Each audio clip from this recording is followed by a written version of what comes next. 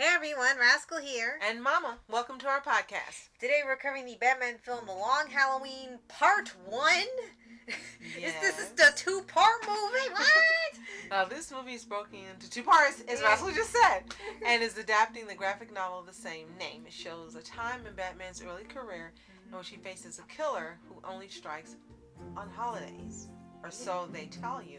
But that ends up not being the case in this movie. Little bit, yeah.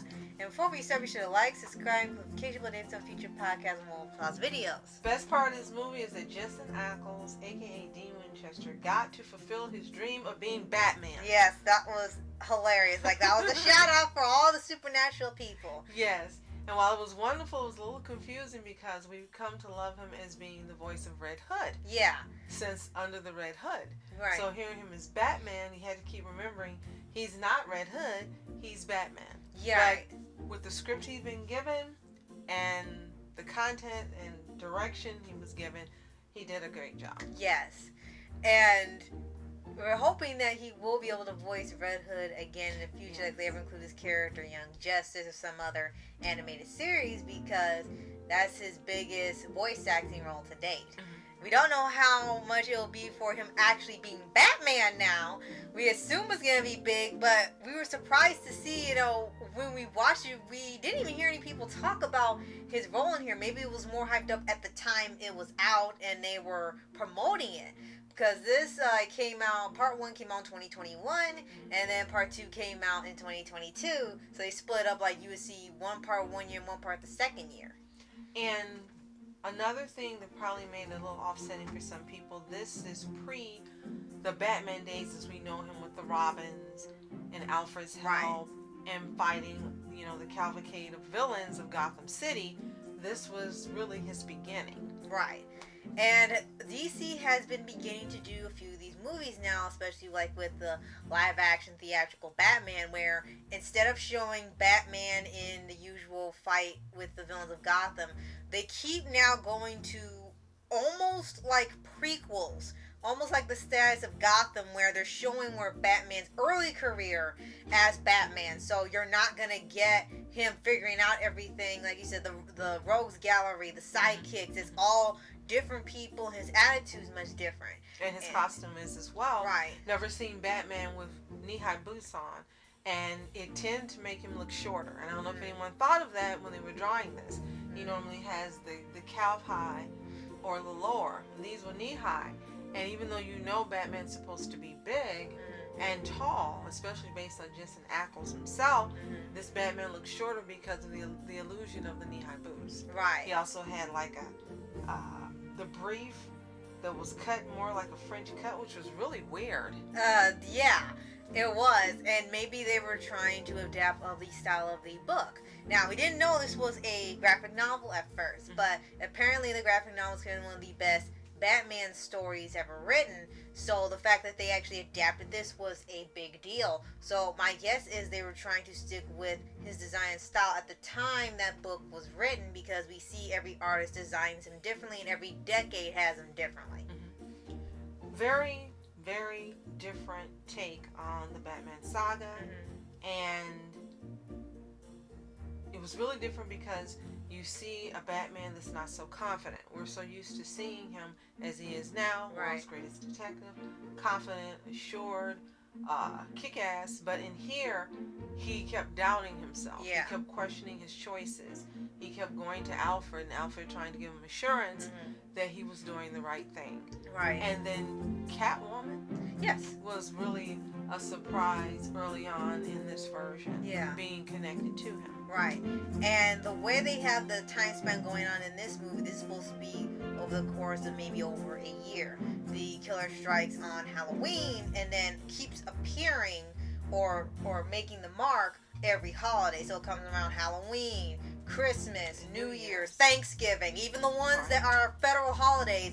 The person keeps showing up and targeting somebody from Falcone's gang. What was really weird is said the long Halloween. So in my mind, I kept thinking the culprit would leave pumpkins or things pertaining to Halloween. That's what the guy as markers, but no, he would leave a snow globe. He would leave a turkey. I'm exaggerating now. He would leave New Year's bells. It was like, why are you not leaving a pumpkin and things associated with that time. Yeah. And on the scene. It was a little confusing. Right, and maybe this was already part of the book. If not, then maybe they adapted it differently for the movie. Like, oh, he's got a different theme every time. But since it's Long Halloween, I thought maybe either A, the story was taking place over Halloween, and maybe the days leading to it or on Halloween, and so much happened to feel like it's been going on forever, or it's so Halloween themed that no matter when he does on the holiday, Halloween's the start of it, so it's like a never-ending Halloween. But then again, never read the book, so I could definitely be in the wrong on that. Right. Now, we don't want to tell you too much, because if you haven't seen it, it will spoil your enjoyment of this movie. We can tell you that there was one huge plot twist that we didn't see coming and that we got wrong. And the way that the movie's presented, it makes you think you've got it all figured out. You're Batman. Right. And you've got the culprit figured out. Right. And then you find out you don't. Right. And which that was a nice, very nice turn of events. Yes, absolutely. You like not being able to figure out everything as it's going on. And you got kind of cocky. I know I did. Oh, I know how this is going to end. I know who did it. Uh-oh. Right. And the same thing happens to our Cape Crusader. That's why there's a part 2. So that's not a spoiler. Right. There would be no part 2 if the crime had been solved. But he also thinks he has the answer, and he finds out he doesn't. In this version, he and Catwoman are trying to have a relationship early on. And is this the movie where she was voiced by Naya? Yes, actually, because that was they were the two biggest leads in this movie. So the guest stars. This was dedicated to her memory. Yes, and there's absolutely nothing wrong with the way the portrayal was. I think everybody, did a pretty good job in delivering their lines in here. The biggest one that was odd, aside from Jensen Ackles' Batman, because like I said, you had to remember it's Batman, would be they had Troy Baker as Joker, and it wasn't just him just doing the voice, it was Troy Baker trying to sound like Mark Hamill being the Joker. Like, for some reason this time in this movie they decided, nah, we don't want Mark Hamill, but we want to have this Mark Hamill voice, so we'll just get a impersonator, which was really off-putting, because it's like, well, if you want to do Mark Hamill, why don't you just get him? He's been the voice for who knows how long now, and suddenly they went and got someone else to just do the sound alike. Clearly they didn't want to play the Mark Hamill money. So we'll say that Troy Baker did a reasonable facsimile of Mark Hamill's That's Joker. true.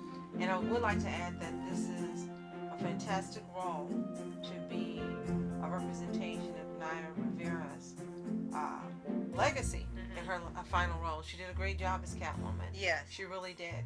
And she made you like her. Yes. Which normally doesn't happen a lot, but her portrayal, as well as the writing of the character, made you actually like Catwoman, and you were rooting for her as much as for Batman. Yes, that's true. And they managed to pull off well with having these more newer takes on Batman and Catwoman in terms of them being new to being masked vigilantes, or for her a thief. And it's not to the point where you already know the drill of how they are. This is them new to it, so it's an entirely different game seeing this and seeing the interactions now when it's not slightly hostile. Right. I would say that the end of this movie makes you want to see part 2, especially since you figure you got it all wrong yourself. You want to see whom the culprit is. So part 2, we should be used to hearing Jensen as Batman. Some of the characters are returning, but a whole lot of them aren't because they got killed off. Yeah. And we're not going to tell you whom. Again, we don't want to ruin a lot of it for you, but a vast number of characters in this movie get taken out. Yeah, and it's like, it's a Batman movie, so I guess that's gonna happen. And that's what happened in a lot of these Batman movies. Like, they get the suspects, and half of them are taken out before the end of the movie. So, like, you're really dwindling down our options of who it is. So if you've seen Batman The Long Halloween, let us know what you think in the comments below. Did you see it originally, or did you watch it like we did? We actually watched it on Prime, Amazon Prime Video. Did you watch it after the fact as we did? Do you plan on seeing part 2? we weren't sure we wanted to, but after the ending, we definitely want to see because we got to know the final story. Right. And if you haven't seen Batman Long Halloween, right now we've only seen it available on Amazon Prime Video to rent. It's not for sale online.